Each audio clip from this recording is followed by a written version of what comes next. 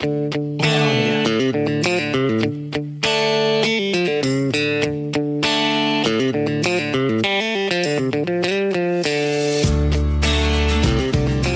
everybody, it's Kat, and I want to welcome you to this episode of Backstory Sessions.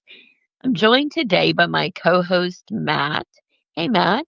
Hey, Kat. Hey, everyone. How are you?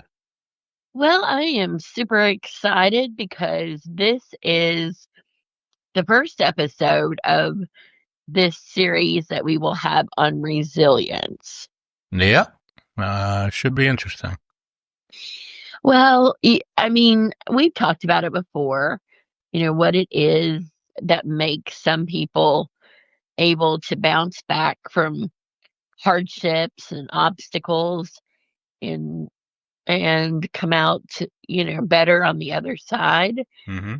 and than other people that are not able to do that, and what is it that makes the difference. Yeah, so this is what that these episodes will be about, right? Yeah, a lot. It'll all be about overcoming obstacles and pushing forward the people that are resilient. And so how this came about, Tri-County Mystery Meets, which is, the theater group. Mm-hmm. We applied for a grant, and yay, we were selected to be funded. And so, a big shout out and thank you to this is the Appalachian Community Resilience and Response Mini Grant. And so we're very appreciative of this. And for the grant of $9,000, which is major, for us, it it has different segments. So the first part would be hearing the stories, of the people Mm-hmm. of the tri-counties, which would be Knox County, Whitley County, and Laurel County, Kentucky. And then after we, hear the stories, the second phase is to write the stories into a theatrical production. Mm-hmm. And then, the third and final stage would be to perform the theatrical production of the stories. So you can already see how this will build community. Yeah, it's gonna be interesting. We've talked to some people already and heard some pretty good stories, I think. Oh yeah, really, really interesting and amazing. And I feel like a lot of times we're in communities, but we don't really know who our neighbors are or like all the great things about them. Yeah, that's probably true. I mean, I Because people stay kind of in their little box, I guess, because you're at work, bubble. for Not the so much a box as a bubble. yeah, well, yeah, it can, narrow down to any size like that. And, there's just like not enough hours in the day, it seems like. And so I just think that's the biggest thing so far that I've learned from these stories is that, I just never knew these things about the people we've interviewed. So I think the community is really gonna love this show. And of course, we love backstories because we've been telling them for what, 5 years? Over 5 years? I don't know. Yeah, something like that. Yeah. So super excited to tell all the stories. When is the But show? so right now it looks like that December 13th and 14th will be the dates. Wow, you better get busy. I know. Well, we are, of course. We've already started with the stories. And so on the podcast, we're only, releasing some of the stories. Yeah, we don't want to give everything away. Right. So, this is just like enough to let you know, like, of the incredible people that you'll be able to see their story. And then there'll be several more as well. but I'm super excited for the one tonight. It's she came to the US and she did not speak English at all. Yeah, I can see where that might be a bit challenging. Yes, and I could see where I might go back home. Me too, probably. Probably be But too hard. yeah, I mean, and think back, I mean, maybe do you think at 18 or 19 we were more resilient or less resilient? Mm, I'd say probably more. Yeah, because you really don't care. Like, Yeah. I don't think you see dangers and things like that. I don't remember. I mean, now when I look back at some things I did when I was younger, I certainly wouldn't do them now. Yeah, that's probably true. So, yeah. So maybe that has something to do with it. But still, she has a great story beyond that. And she's still here 20 years later. So, she's made a life here, and it's going to be really exciting to hear, how she went about that. Yeah, so remind me how many of these episodes we're gonna do. Well, I guess we'll just play it by ear. We will weed out the ones that we think reveal too much and, save those for the show. And then we'll pick a few to spotlight. So I would say 3 or 4. Okay, that sounds reasonable. Yeah. Yeah. So, in the and so in the show, there will be monologues, that open it. And then for the listeners that don't know, there was a really severe tornado. Yes, I remember that. Yes, that hit London, Kentucky. And, anyone that came through that is showing resilience because it really was a nightmare.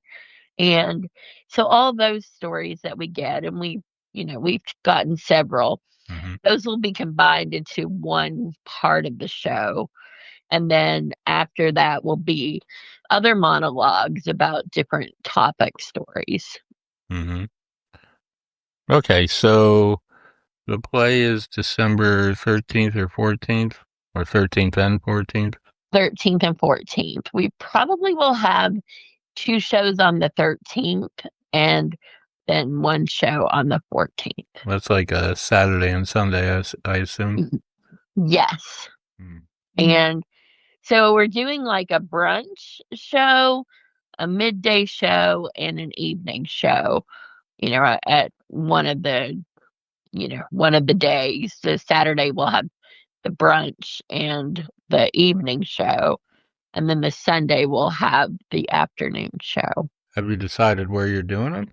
So we know the cities, but we're still waiting on the Barberville venue. Okay. But we do know where the other 2 will be. Hmm. So we should have that information next week to give, for all 3 locations, the times and venues and all of that. So Well, this is it, a pretty exciting thing. Is this your first grant for Mystery Meat? it is. It's the first grant I've ever applied for. Wow. And, you know, we just cannot be happier that we're starting year 3 with the grant and with the opportunity to do such a, this is a kind of show that I love, like the ones that have the potential to, impact the community. Yeah, yeah, I could see that. It's pretty cool. Yeah. So we're really excited. And, now it's really just, I've already got actors like ready to take on these roles. So it's really just a matter of getting the stories and then doing the writing. And I know you'll be actively involved in both phases of that. So, Yep. hopefully you can attend the show as well. Maybe that's usually right around when they have our company Christmas party, so I don't know if I can miss that one.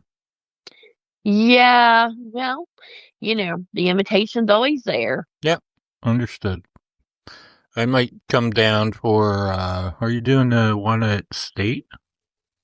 Yes, so we do have the most human that will be performing at State in November.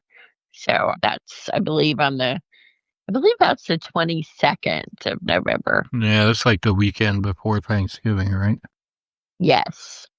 Hmm. This is busy times, We've got a lot going on, a lot of projects overlapping, Yeah, yeah, I understand. but great for the mystery meets. Yeah, that's pretty cool.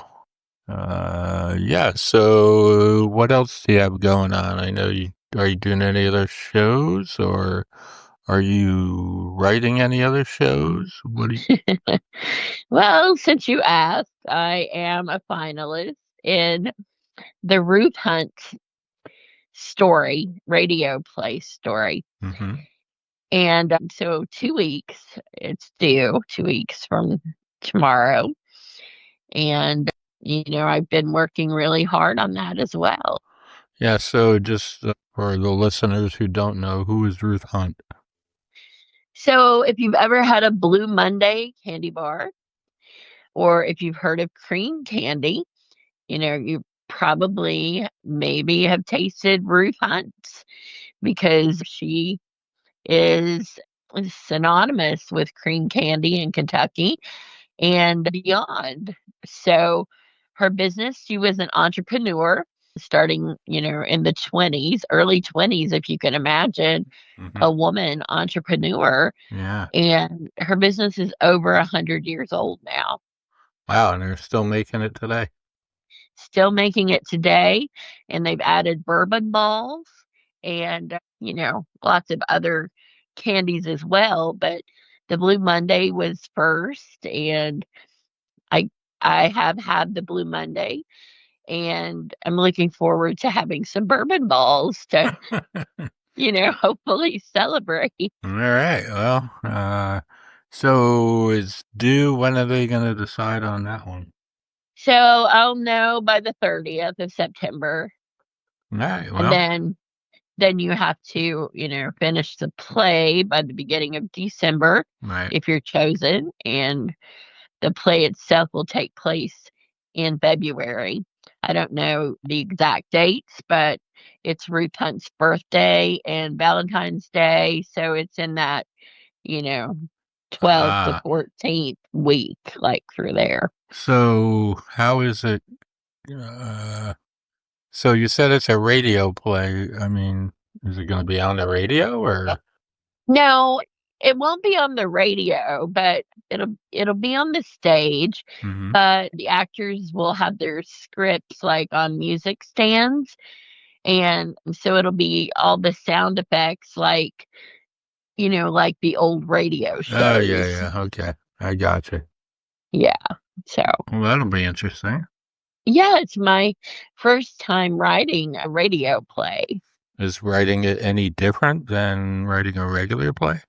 Well, it's hard for me because I find myself putting in props and visual lighting cues that, you know, don't really belong in radio play because Oh yeah, they're not yeah. going to be, seen. Right. And then it seems a little bit weird writing in the sound effects because it almost seems like, it's so many.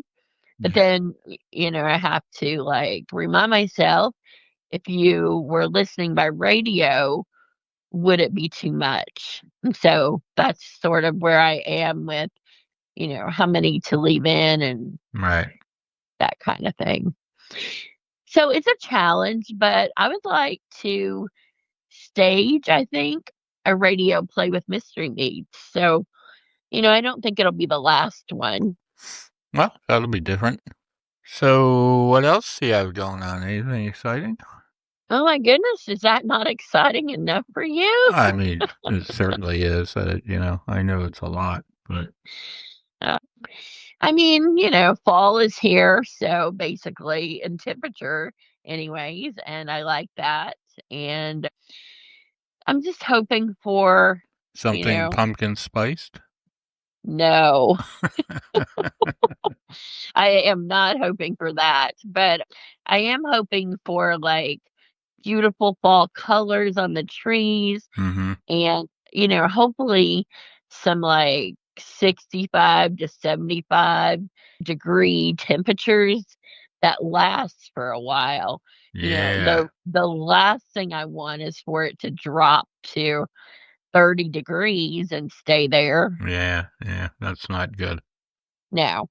But no, I did see that for Kentucky, they are predicting, a mild winter. So, Yeah, I saw something about that for here too in Pennsylvania. They're saying, I think the Farmer's Almanac was saying it was going to be a mild winter, but then the old Farmer's Almanac said it was going to be unusually snowy. okay, well, the old Farmer's Almanac is like, Right, it's old for a reason. yeah, it's been replaced. So, Yeah, so yeah, we'll go with that. that's right. That's the only one that's accurate, in my opinion. Yeah. Well, you also have Roots of the Bluegrass going on. You're pretty deep into finishing that, aren't you? Yes, in fact, tonight at midnight when the clock strikes, is the last moment to turn in a full length play. And the full length play is the conclusion. So for adults, Hmm. now for students, we have added a new competition. So we'll be doing monologues, and they have the month of September to work on submitting a monologue. So if you're in grades 6 through 12 and you live in Kentucky, it'd be a great time to submit a monologue to Kentucky Theater Association's Roots of the Bluegrass. Well, there you go. Uh, Mhm. yeah, I've entered that contest many times and won a few awards, and it's pretty cool. Yes, you have. And it is a cool contest. It's great for playwrights to be able to be rewarded, recognized for their work. Yeah, so with all that stuff you got going on, I mean, makes me feel like kind of a slacker. Well, you've got your own stuff going on. You've got several writing projects that you're working on. Yeah, yeah. What am I working on? Heart shaped box. Oh yeah, yeah, yeah. So heart shaped box. That's another book that I'm working on. I don't know. How far do you think I am into that? I would say you're 60%, Okay. maybe. All right. That sounds good. Um, Yeah. I've added some since the last version you read, but not a lot. So maybe 62% or something. All right. We'll take that. Yeah. And then I And have then you another series that I started. Not sure what I'm going to call that one though. It's Well, it's really good. I really like it. yeah, it's kind of based in a bar. So it's about people who come in and different things that happen, and there's sort of it's two central characters holding the stories together. So that's been fun to write, because I love bars. So Yeah. Well, I know that about you because you have your own bar stool. I And do, yes, at the Willow. yeah, so, Yeah, that's, I'm sure a lot of characters, if you're thinking of places you might find characters, I would say a bar is a good choice. yeah, yeah. So I have that, and then I have ideas for two others, but I won't get into those right now. Next, I have All right. ideas for three more, but yeah, three more different, or two more different series, and then one that's totally unrelated, which I might be doing something with. So I better get to writing. There's just a lot. So Yeah. And we have to do resilience stories before, yeah, yeah. Well, I mean that'll be relatively simple to do. So I think. Well, I think it'll be interesting for sure. Yeah, I'm looking forward to doing it, and putting out a good story that people will enjoy. As am I. All right. Anything else before we get into this? Who was our guest this evening? Fernanda Frey. Okay. All right. So anything else before we talk to Fernanda? Actually, you talk to No, her, right? I'm just really excited to hear her story, and I know that people are going to really enjoy this episode and the ones to come concerning resilience. All right. What's the name of that grant again? So, yes, if you are interested in applying for the grant, it is the Appalachian Community Resilience and Response Mini Grant. So is that like an ongoing thing? I don't know if it's every year or, I'm not really sure on the history of it, but Oh, okay. yeah. All right. But you Well, can always go, you can search ACCR mini grants mhm. and it'll pop up for you. All right. Well, there you go. Anything else? No, I think we're good. All right. Well, let's go talk to Fernanda. Fernanda. All right, Fernanda. Yeah. Sorry. All right. Here we go. Podbean, your message amplified. Ready to share your message with the world? Start your podcast journey with Podbean. Podbean. Podbean. Podbean. Podbean, the AI-powered all-in-one podcast platform. Thousands of businesses and enterprises trust Podbean to launch their podcasts. Launch your podcast on Podbean today. My school uses Podbean. My church, too. I love it. I really do. Fernanda, I want to welcome you and thank you so much for agreeing to be part of our resilience project. Resilience is so important in communities and in individual lives, and we just really appreciate you sharing your story. Of course, thank you so much for thinking of me for this series, and I'm excited to share my story. Well, I guess your story is going to be a little different because it does not start here in Knox County. So, where, when you come to the US, let's start with that. You came to Illinois. Is your first stop? Correct. So I was born in Brazil. I lived in Brazil all the way up to until I was about 18 years old, and I started playing volleyball in Brazil. And when I graduated high school, it came to a point where I had to make a decision. Do I go to college in Brazil, or do I keep playing volleyball in Brazil and things like that? But then this option came up, which was to come to America to go to college and play volleyball. And my family thought it would be a good idea, to experience a new culture, to learn a new language, and to get a degree from a different country. So I got a scholarship to play volleyball at a junior college in Mattoon, Illinois, which is a very, very small town in Illinois. So that's where my story starts in the US. It's in Illinois as a freshman at a junior college. And the reason why I went to junior college is because I did not know any English. And junior college, they offer English lessons for students whose English is their second language.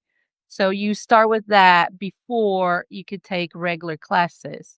Whether at regular, 4-year institutions, they don't offer those. You have to pass, the ACT or whatever test, SAT, to get into the college. But if you don't speak English, you can't pass the test. So that was my option, to go to junior college to learn English and then start my college classes.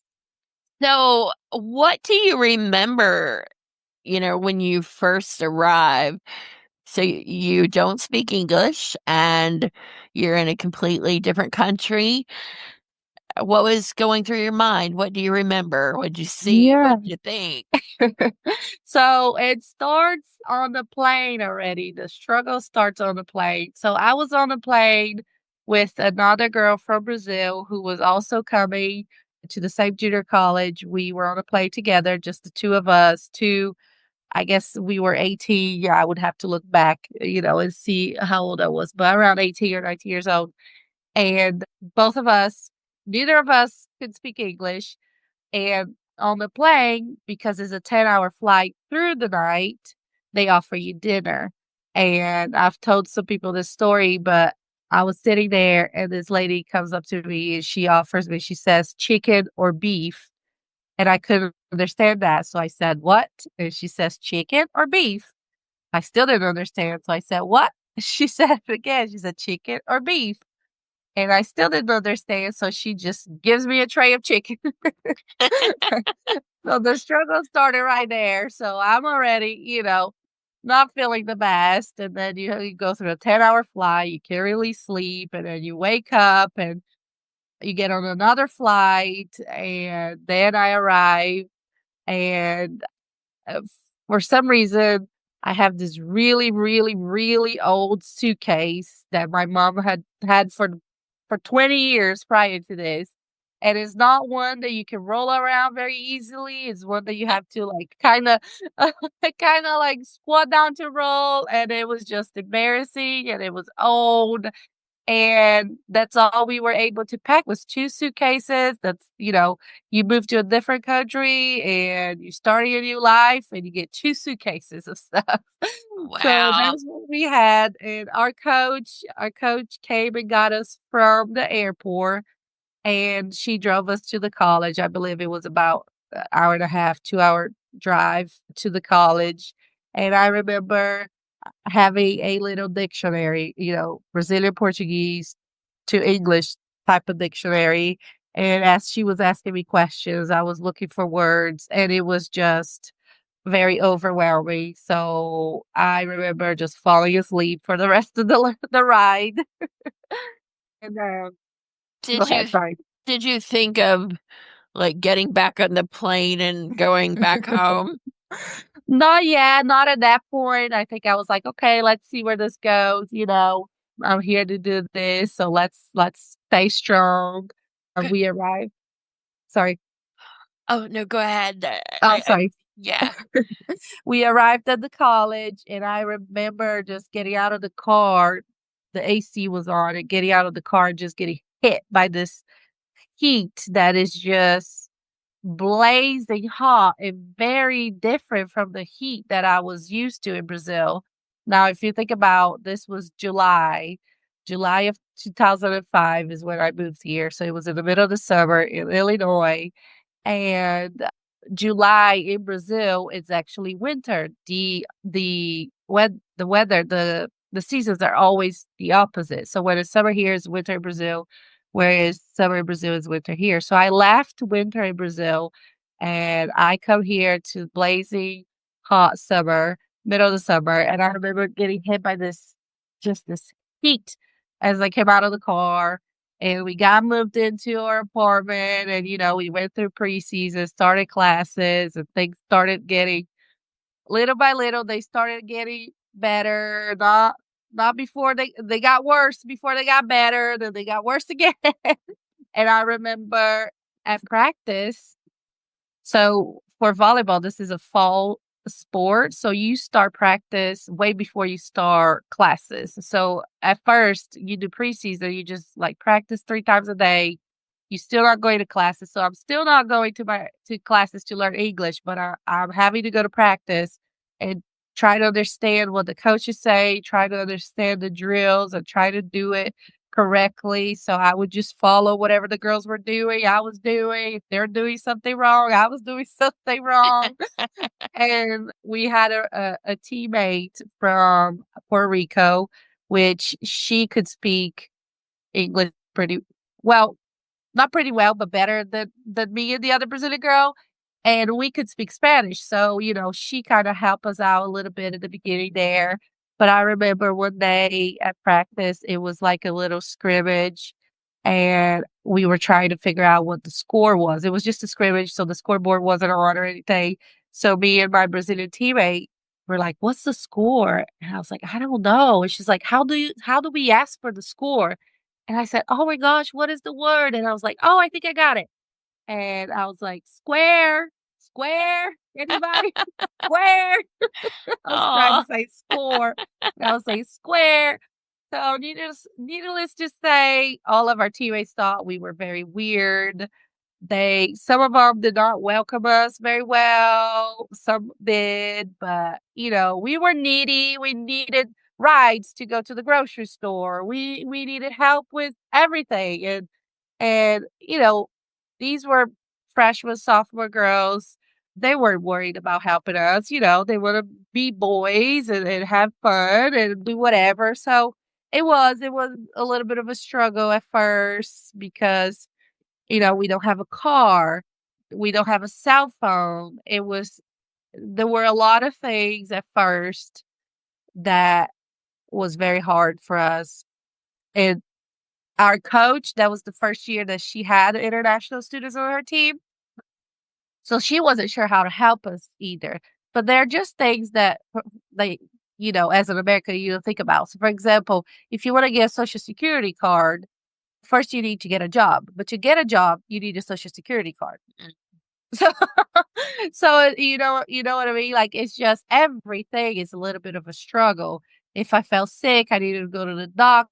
How do I explain to the doctor how I'm feeling? Different things like that. If I get hurt during practice, everything was a little bit of a struggle. So what words did you end up learning first? It was probably mostly volleyball words, like mostly the volleyball vocabulary, probably. But then as we started classes, I had some wonderful, wonderful teachers. All of our classmates were also international students. I met people from all over the world. So I learned words in Korean. We learned a little bit of everything, but I think at first it was mostly just volleyball words and then little things, to be able to start conversations and keep conversations. And then of course you have the the the silly teammates that teach you the bad words. Right. So, how long before you started to feel comfortable? That is hard to say. A lot of people ask me that, and I think that for you to be able to say, okay, I think I'm fluent in this language, it's when you get to a point where you think in that language. And there's actually people that never get to that point.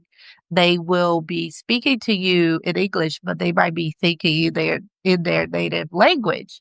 So I think to me, it was when I started thinking in English. And of course, to this day, I struggle sometimes with a few words or pronunciation or whatever it may be. But I think after 2 years, I was like, okay, now I'm comfortable. Now I'm not ashamed to speak. Now I'm not ashamed to raise my hand because now I feel comfortable enough with, what level of English I have. Yeah.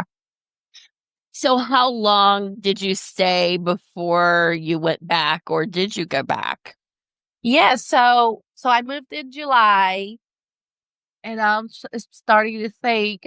I In college, I remember going back for Christmas every year, but I don't remember if I went back that first year just because I moved in July. I'm not sure I had money to go back that first year for Christmas, but I remember being able to go back at least once a year for Christmas throughout my college years. Yeah. So, what was it like going back? Oh, it it was great. It was great going back because, I missed everybody. I missed my family. I missed the food so much. So it was great going back and being able to see everybody eating the Brazilian food and all those things. I would always lose weight when I went home because I would be eating a lot healthier. But then I remember struggling too because, for example, I remember one day I was in the supermarket and I think I kinda, like, bumped into somebody or something, and the first word that came out of my mouth was "excuse me" in English instead of Portuguese because it was so it was like I didn't think of it. You bump into somebody, you say excuse right away. It's automatic. You don't think of it. And it came out in English. And I was like, oh my gosh, what am I doing?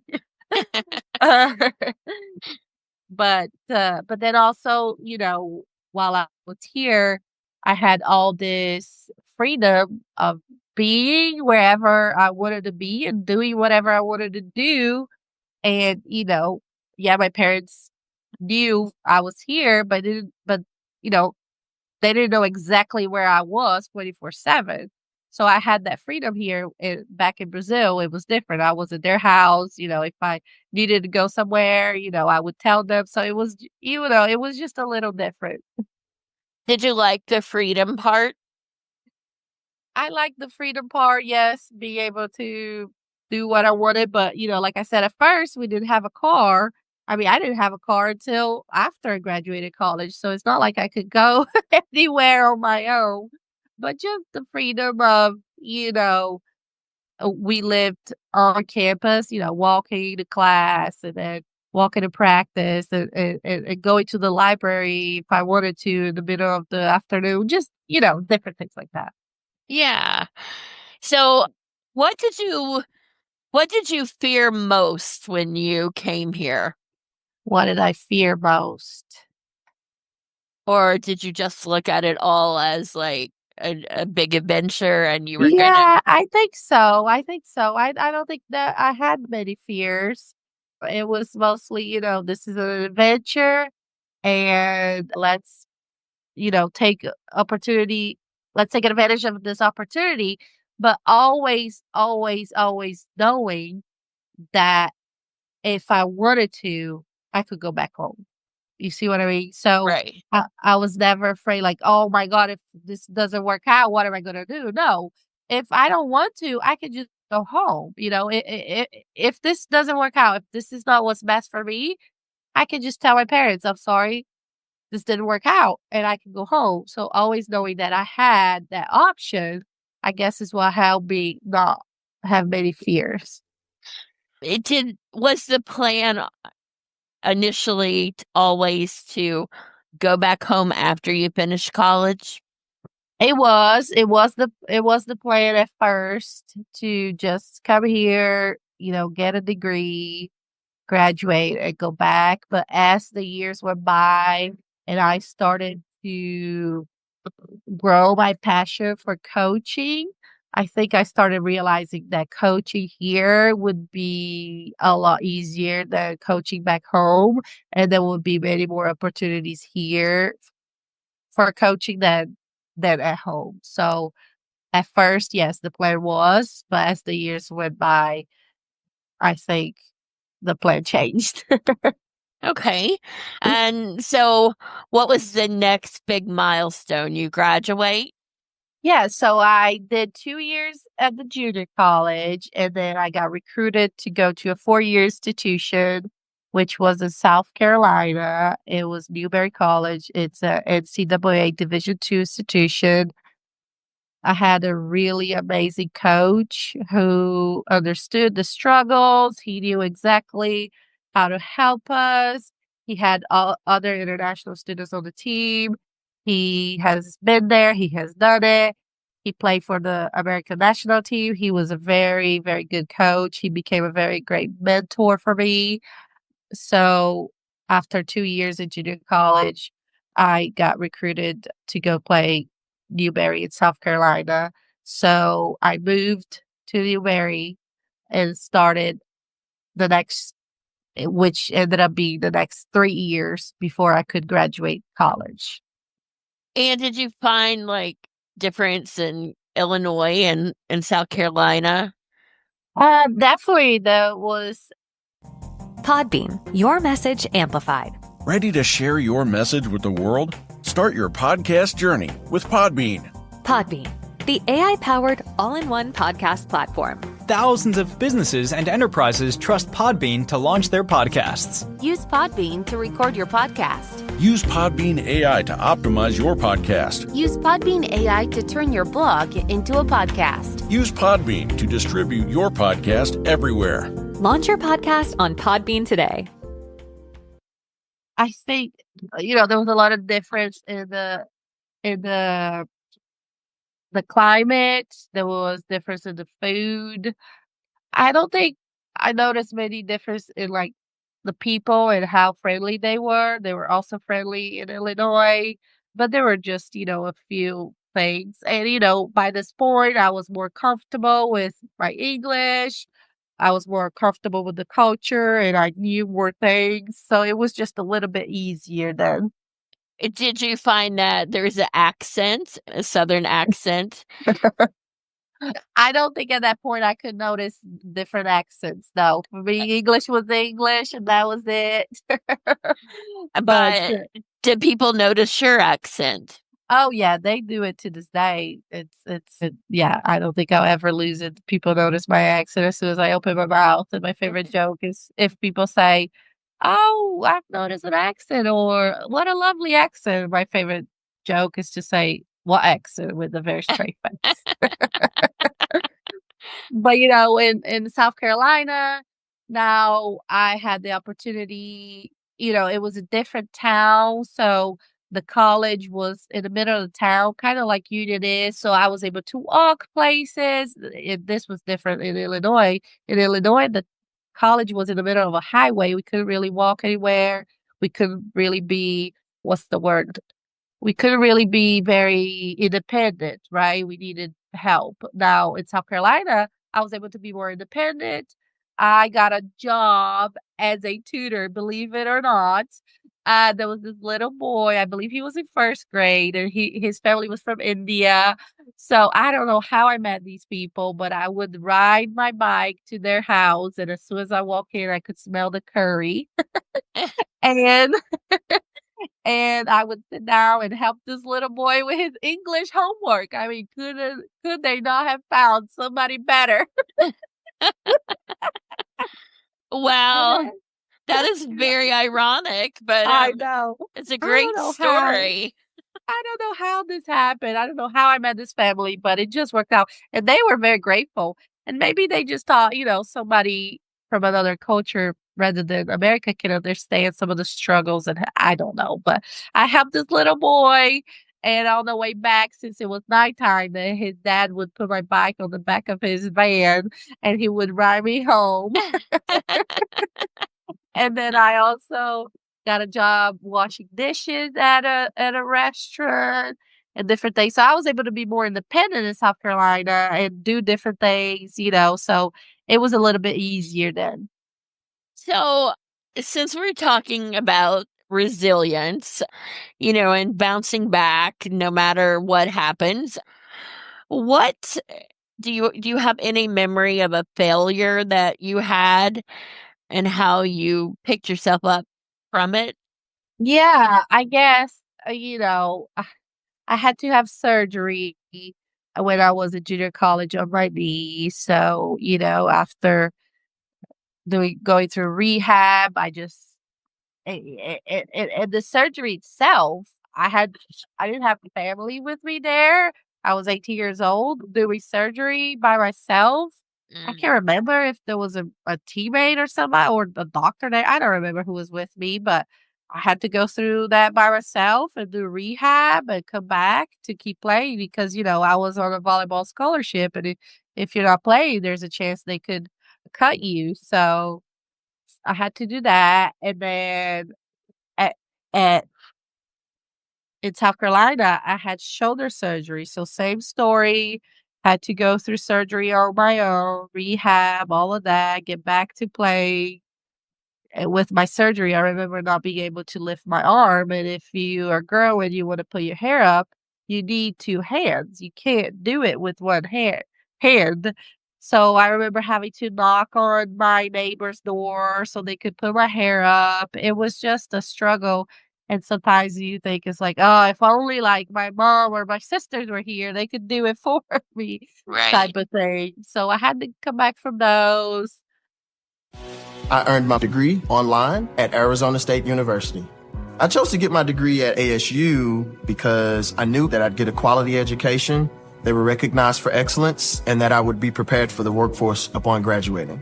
To be associated with ASU both as a student and alum, it makes me extremely proud. And having experienced the program, I know now that I'm set up for success. Learn more at asuonline.asu.edu. I guess. So, what kept you, bouncing back? Yeah. Was was was it because that you thought, "This is temporary, I can get through this, I got through it the first time, I'll get through it this time," or, what is it about you that Yeah. made you bounce back? I guess it's just a mindset, this is just a step back. Once we get through this, you can move forward.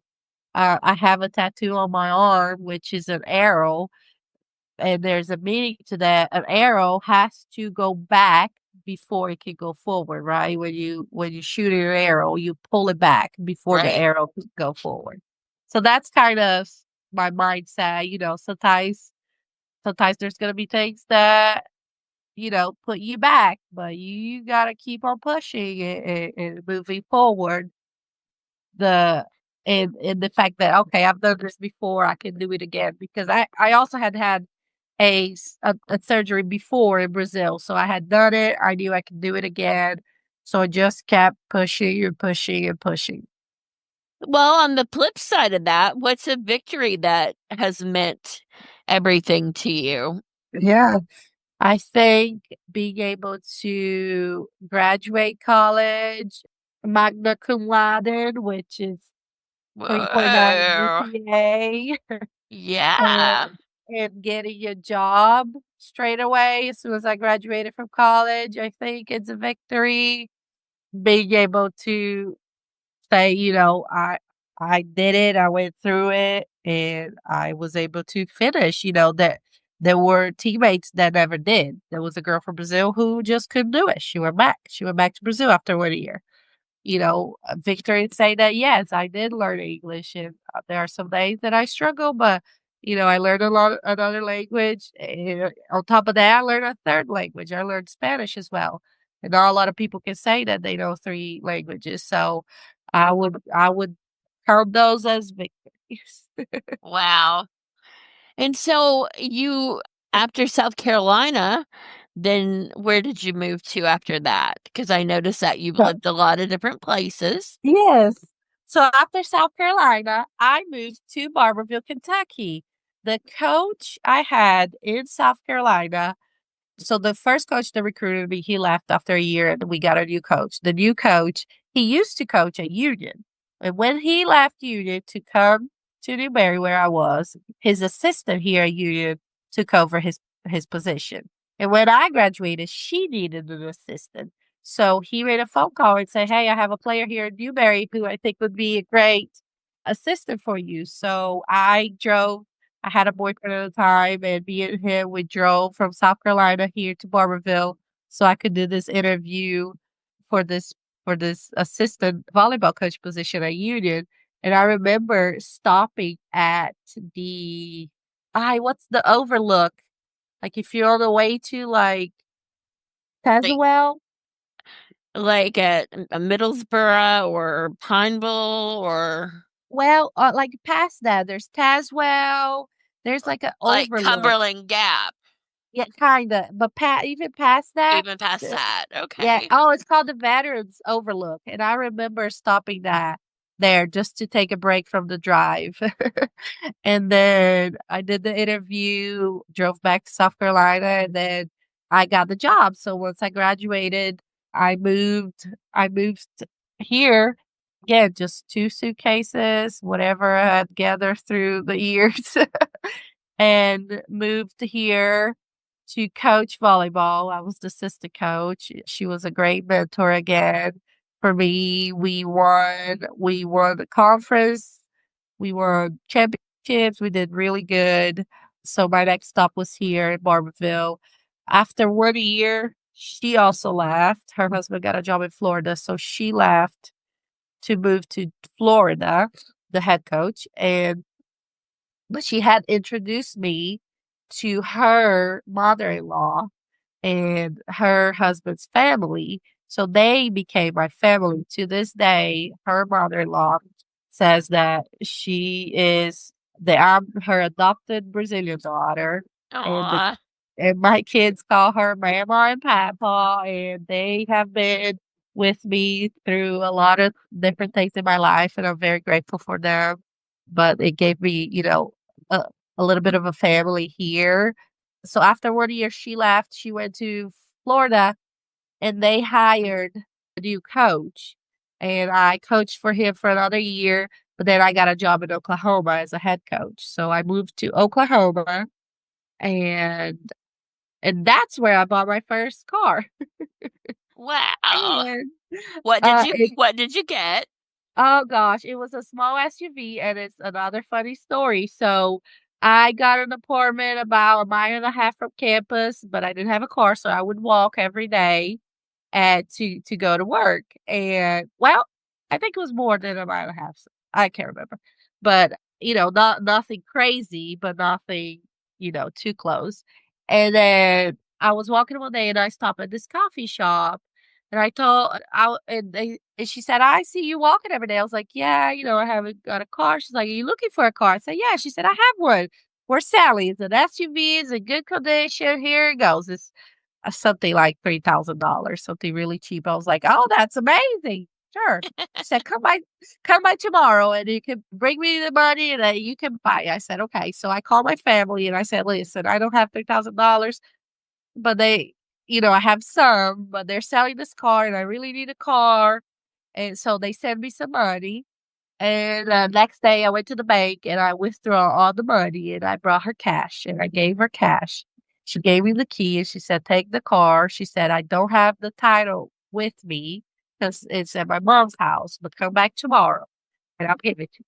So I go home, so happy I have my first car. I come back the next day. She said, "Oh, I still haven't got a hold of my mom, but come back, next week." I go back next week. "Oh, my mom can't find it, blah, blah, blah." Time keeps going by, and they closed the coffee shop. They changed it over, and I never got the tap to the Oh, car. So, oh my goodness. so it's this inside joke that I drove a stolen car for about a year, So and I couldn't get. you just I kept could. driving it and I didn't have money to buy another car. I couldn't sell it. I right. couldn't. I couldn't even get insurance on it. Oh my goodness. I drove it for like a year just hoping for God that a cop would never stop me. And it was crazy times. It is what I had to do. And then I met another coach from the same university, and her family kind of took me in, and they were very nice, and I spent many weekends with them. And her dad, I guess his coworker had a minivan he was selling for 3,000. And he said, "Listen, I bought it. It's yours. You just pay me back when you can." I Aw. started saving money, and I was like, "Okay, now I need to get rid of this other car, but I don't have the title for it." So I set up a little yard sale, and I put a for sale sign on this little SUV. And people would ask me, and I was honest with them. I said, "Listen, I just don't have the paperwork, you know? It is what it is." And some people just look at me funny. I'm glad nobody called the cops, but this person said, "I will take it. $500, I will take it. It's just gonna be my farm car anyways. I'm just gonna drive it around the farm." I said, "This is perfect." Wow. So they bought the SUV, and then I had, my minivan, no kids, but still I was driving around in a minivan. Um Oh, wow. Yes, and then, times got rough and things didn't work out, so I had to leave Oklahoma, and I had started my master's at Union when I worked as an assistant coach, so I thought going back to Union to finish my master's was the smartest decision. So I packed my minivan and I started to drive from Oklahoma back to Kentucky. And I had bought a little miniature dachshund dog, so she was with me. And the minivan broke down in the middle of the road. Oh, no. And we got it fixed, and we made it all the way to Kentucky. And I've been, this was 2013, I've been back since. I haven't moved since then. All right. So you get back, you finish your master's, Yeah. and what else happened? So, yeah. So when I got back at Union, they did not need a volleyball coach. So I started applying for volleyball positions, throughout the whole country. I didn't care where it was. I just wanted to coach. Now, at that point, I was no longer on no, sorry, I was on a student visa. So a student visa is a visa for a person who's not a U.S. citizen, and they're allowed to stay in America as long as they're, enrolled in school. But once my master's finished, I needed to find a job. Now, as a non-US citizen, in order to find a job, you need a work visa. A work visa is paperwork for you to be allowed to stay in the United States, but the company who hires you has to sponsor your work visa, and it can cost, I mean, it has probably changed since then, but at the time, maybe $5,000, something like that. So why would a company want to hire me and pay 5,000 when they can hire, John Smith and not have to pay 5,000? So finding a job as a volleyball coach was really, really hard. I had only had a few years of experience. I needed this sponsorship. I applied for over 400 positions. I got a couple interviews, but I never got a job. So at that time, I was just working little things here and there. I worked at the Mexican restaurant. I worked at the cafeteria at Union College. I worked babysitting. I would just anything I could do to make money while I was trying to get a job as a coach. Well, I used to babysit for Dr. Hawkins, Union College's former president. Her grandkids were little at that time, but she asked me to babysit. And at one time when I was babysitting, I was kind of explaining to her what was happening, that I was going to have to move back to Brazil because my visa was going to expire and I was not able to find a job. And she had, I don't know if that's the right saying, she had taken a like on me. A She just, liking. Uh-huh. yeah, liking on me. And I was good with her grandkids. And she said, well, let me see what I can do. So just a few days went by and she offered me a job at Union College, and Union sponsored my visa and I was able to stay. Um, Aw. yeah, so at that time I was the assistant director of campus life. After a little bit, I became the director of campus life, and I was there for a long time. Yeah. And did you enjoy that? I know you had planned to be a coach, but Yeah. So I was still able to like volunteer with the volleyball team and help them out.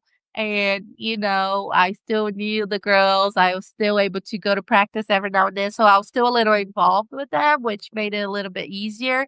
But being the direct being involved with the campus life was an absolute blast. And that was my favorite job in the whole world.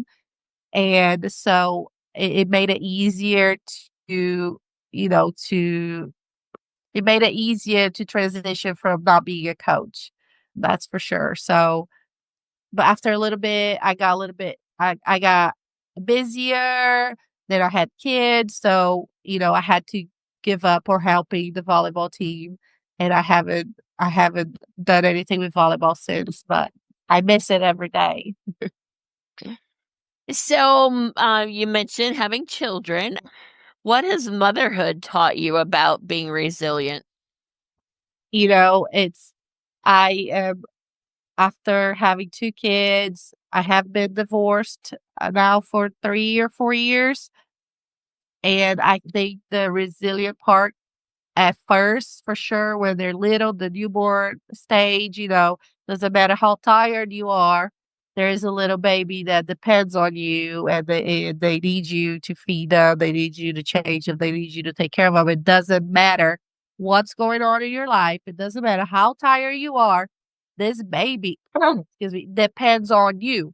So you do everything you can to take care of this baby. Everything else can just wait, right? But now, ever since the divorce, I think I have to be even more resilient because when it's my time with them, again, it doesn't matter. It doesn't matter that I don't have any help. It doesn't matter that I don't have any time. It doesn't matter that I don't have any money. These kids, they depend on me, and I have to do the best that I can as their mother. And I will keep doing this forever because they're my kids, and I just, they are priority no matter what. And I just have to be the best that I can with what I have for them. So it sounds like that motherhood has changed you in a significant way. Yeah, I think so. Wow. And what is the best thing about being a mom?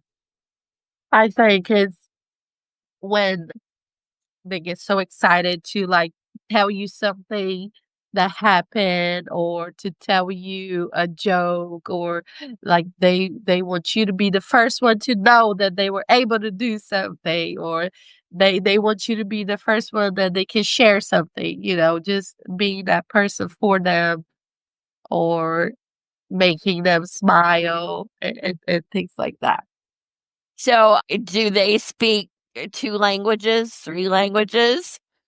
So I have a son and a daughter. My son can speak Portuguese. Yes, my daughter cannot. She's not as interested in it that he ever was or is, but I'm still working on it. Yeah, don't give up the hope there. Yes. Well, so when you look back on these 20 years that you have been here in the US, when did you feel your strongest? Is it now or when you first came here or Yeah. I think I have to say it now because I've been able to build a life on my own. I've been able to build a home for my kids, and I've been able to build a family on my own. There, I don't have anybody. I don't have anybody here to help me with anything. I didn't have anybody here to hold my hand while I went through a divorce. I didn't have anybody here, to go buy me medicine when I was sick. I don't, and I didn't, and I don't know if I ever will. You know what I mean? So I think right now is my strongest, and because no matter what, I have to be the best that I can for my kids, you know, and I have to do it by myself. so if you could go back to when you first came here as a young freshman version of yourself, what advice would you give to yourself at that time? Yeah. I think it's not worry so much what people are gonna think of you, because I would be like scared of saying something wrong and people would laugh at me. Or I would be scared to maybe go speak to maybe like a boy because I would be embarrassed of not being able to say something or say something wrong. So I guess it's just like don't worry what people are gonna think of you. You're doing the best that you can with what you have. So, as you look over your story of your entire life, what do you hope that people take away from your story about resilience and its importance? Yeah. I think it is a lot easier to give up than it is to continue with a hard situation, but people can do hard things. And you have survived every hard day that you had. You've survived every hard situation up to this day, right? So people don't realize how strong they are or that they can do hard things. And yes, it is hard, but you can do it. I can do it. You can do it. We all survived all of our hard days. And when when opportunity knocks, open the door. Open the door because there could be great things that come out of it. Like your story. Exactly, yes. I had been meaning to post that on Facebook for the longest time, but every day something came up because, I wanted to be able to actually take the time to type everything and not be rushed. So every day there was something happening, and then finally I got the time. And then I didn't I mean, all the responses I got, it was amazing. It was really, really nice to see all those responses, people that I met years ago, my teacher from my junior college from 20 years ago, she commented on that post. And Wow. after a couple days, I realized, oh my God, I left off the part of becoming a mother. So I went back and had to add it. Yeah. Well, I am so glad that you took the time to share your story. I know that everyone that hears it's going to just really find strength from hearing. And what I love so much about it is the positivity and that you find like you're telling funny stories, Yeah. about these horrible situations. So, I think everyone's gonna love this, and I really appreciate you being willing to share it. Yeah, of course. I think I'm a pretty positive person. Of course, I have my days where I'm negative. I've been through different difficult times in life where I was probably a little negative, but I try to stay positive. And one of the reasons why I went through difficult situations as well, it's probably because I was trying to stay away from negative people who brought me down. You know, Sometimes I gave too much strength to those people to bring me down when deep inside I know that I'm a positive person and I have to stay true to who I am. Yeah. Well, you certainly have a very positive story and outlook, and we can all use more of that. So, thank you again.